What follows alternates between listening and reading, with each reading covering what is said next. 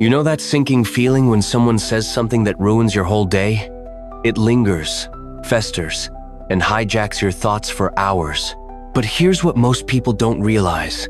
That emotional storm only lasts 90 seconds unless you keep feeding it.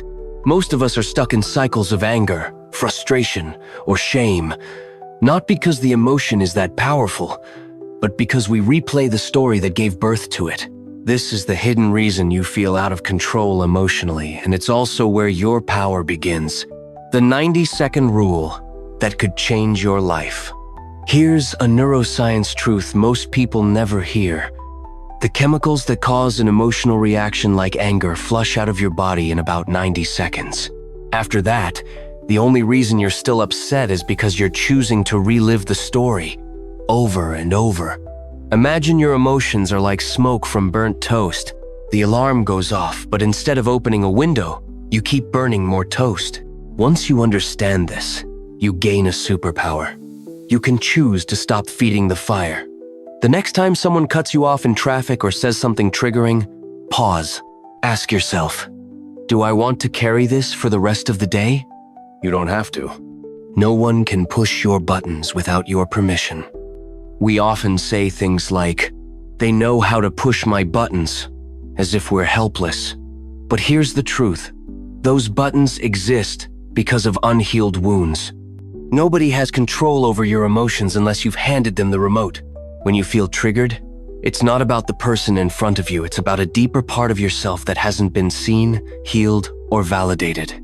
That sarcastic coworker? Maybe they remind you of a critical parent. That partner who forgot something important?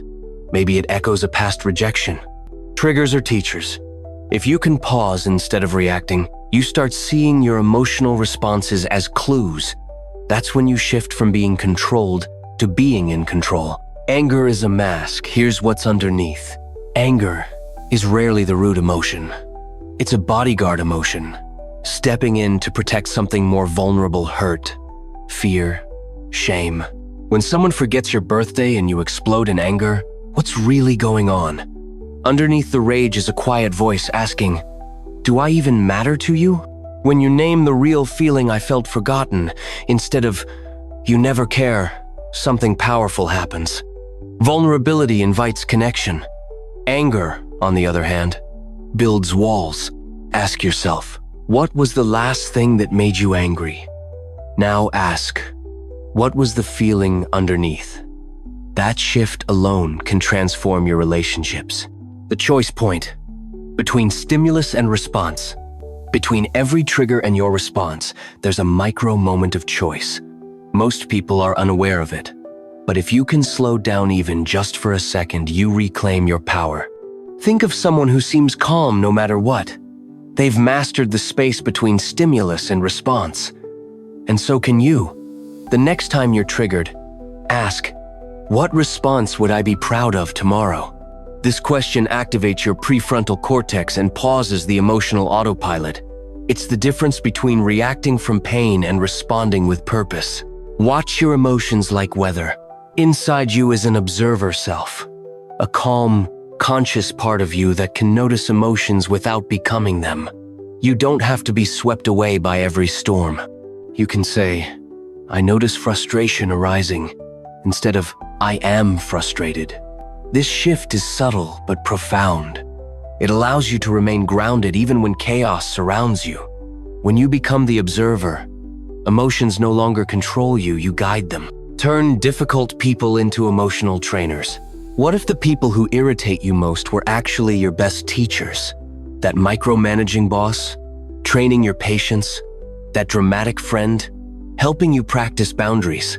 When you reframe conflict as emotional strength training, you stop taking things so personally.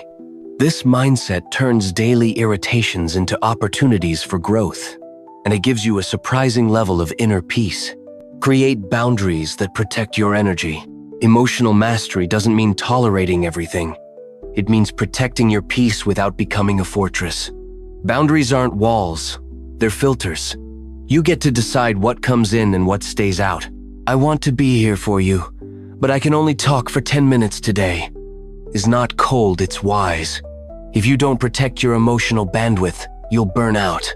You can't pour from an empty cup. Final thought.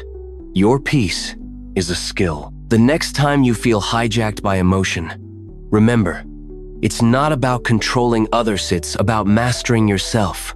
And that mastery begins with a single breath, a single pause, and a single choice. Between stimulus and response, there is a space. In that space is our power to choose our response. In our response lies our growth and our freedom.